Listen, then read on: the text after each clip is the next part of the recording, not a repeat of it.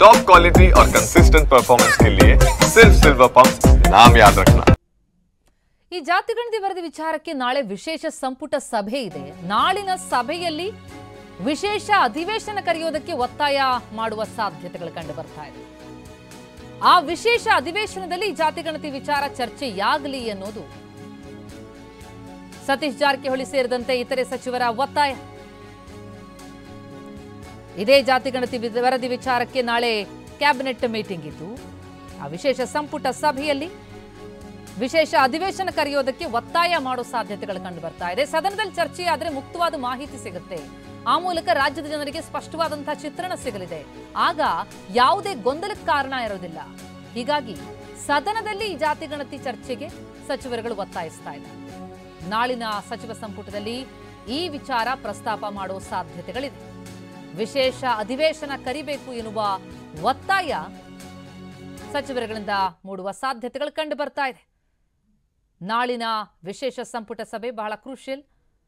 ಜಾತಿಗಣತಿ ವರದಿ ವಿಚಾರ ಪಕ್ಷದಲ್ಲೇ ವ್ಯಾಪಕ ವಿರೋಧಕ್ಕೂ ಕಾರಣ ಆಗ್ತಾ ಇದೆ.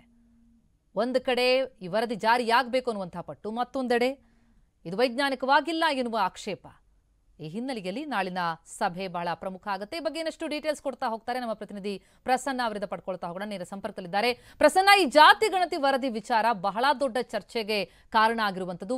ಅದರಲ್ಲೂ ಕೂಡ ಕಾಂಗ್ರೆಸ್ನ ಶಾಸಕರುಗಳು ಸಚಿವರಿಂದಲೇ ಅಲ್ಲಿ ವ್ಯಾಪಕ ವಿರೋಧ ವ್ಯಕ್ತ ಆಗ್ತಾ ಇರೋದ್ರಿಂದ ನಾಳಿನ ಸಂಪುಟ ಸಭೆ ಎಷ್ಟು ಕ್ರೂಷಿಯಲ್ ಆಗುತ್ತೆ, ಜೊತೆಗೆ ವಿಶೇಷ ಅಧಿವೇಶನ ಕರೆಯುವಂತೆ ಒತ್ತಾಯ ಆಗುವಂತ ಚಾನ್ಸಸ್ ಎಷ್ಟು ಕಂಡು ಬರ್ತಾ ಇದೆ? ಪ್ರತಿಮಾ, ನಾಳೆ ಸಿಎಂ ಸಿದ್ದರಾಮಯ್ಯನವರ ನೇತೃತ್ವದಲ್ಲಿ ಸಂಜೆ 4 ಗಂಟೆಗೆ ಕರೆಯಲ್ಪಟ್ಟಿರುವಂತಹ ಸಚಿವ ಸಂಪುಟ ಸಭೆ ಐತಿಹಾಸಿಕ ಆಗ್ಲೂ ಕೂಡ ಜೊತೆಗೆ ಅತ್ಯಂತ ಮಹತ್ವವನ್ನು ಕೂಡ ಪಡೆದುಕೊಳ್ತಾ ಇದೆ. ಅದಕ್ಕೆ ಪ್ರಮುಖ ಕಾರಣ ಅಂತಂದ್ರೆ ಸಾಕಷ್ಟು ಮಂದಿ ಸಚಿವರು ಇದನ್ನ ವಿರೋಧಿಸಿಕೊಂಡು ಬರ್ತಾ ಇದ್ದಾರೆ. ಕೇವಲ ಒಕ್ಕಲಿಗ ಮತ್ತು ಲಿಂಗಾಯತ ಸಮುದಾಯದ ನಾಯಕರು ಮಾತ್ರವಲ್ಲ, ಸಚಿವರು ಮಾತ್ರವಲ್ಲ, ಶಾಸಕರು ಕೂಡ ಇದನ್ನ ಬಹಿರಂಗವಾಗಿ ವಿರೋಧಿಸೋದಕ್ಕೆ ಪ್ರಾರಂಭ ಮಾಡಿದ್ದಾರೆ. ಆದ್ರೆ ಇದೀಗ ಒಂದು ವಿಶೇಷ ಅಧಿವೇಶನವನ್ನ ಕರಿಬೇಕು ಅನ್ನುವಂತಹ ಆಗ್ರಹ ಕೂಡ ಕೇಳಿ ಬರ್ತಾ ಇರುವಂತದ್ದು. ಹಿಂದುಳಿದ ವರ್ಗದ ನಾಯಕರು ಕೂಡ ವಿಶೇಷ ಅಧಿವೇಶನಕ್ಕೆ ಆಗ್ರಹವನ್ನ ಮಾಡ್ತಾ ಇದ್ದಾರೆ. ಸತೀಶ್ ಜಾರಕಿಹೊಳಿ ಸೇರಿದಂತೆ ಹಲವು ಮಂದಿ ಸಚಿವರ ಅಭಿಪ್ರಾಯ ಕೂಡ ಇದೇ ಆಗಿದೆ. ಸಚಿವ ಸಂಪುಟ ಸಭೆಗೆ ಈ ವಿಷಯ ಚರ್ಚೆಗೆ ಬರ್ತಾ ಇದ್ದ ಹಾಗೆ ಅದು ಕೇವಲ 30ರಿಂದ 34 ಮಂದಿ ಸಚಿವರ ಮಾತ್ರ ಚರ್ಚೆ ಆಗುತ್ತೆ.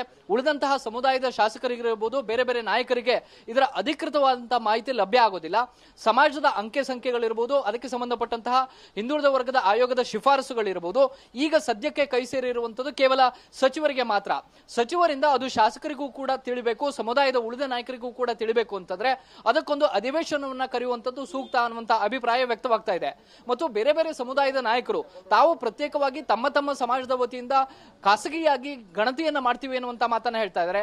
ಈ ರೀತಿ ಈ ಸ್ವರೂಪವನ್ನ ಪಡೆದುಕೊಳ್ತಾ ಇರುವಂತಹ ಜಾತಿ ಗಣತಿ ಕಿಚ್ಚು ಆರಬೇಕು ಅಥವಾ ಅದಕ್ಕೊಂದು ಸೂಕ್ತವಾದಂತಹ ಮಾಹಿತಿ ಸಾಮಾಜಿಕ ವಲಯದಲ್ಲಿ ಸಿಗಬೇಕು ಅಂತಂದ್ರೆ ಅದಕ್ಕೆ ವಿಶೇಷ ಅಧಿವೇಶನ ಕರೆಯೋದಂತದೇ ಸೂಕ್ತ ಅನ್ನುವಂತ ಅಭಿಪ್ರಾಯವನ್ನ ಹಿಂದುಳಿದ ವರ್ಗದ ನಾಯಕರು ಕೂಡ ವ್ಯಕ್ತಪಡಿಸ್ತಾ ಇದ್ದಾರೆ. ವಿಶೇಷ ಅಧಿವೇಶನ ಕರೆದಿದ್ದೆ ಆದ್ರೆ ಅದು ಇಡೀ ಅಧಿವೇಶನದ ಸ್ವತ್ತಾಗುತ್ತೆ.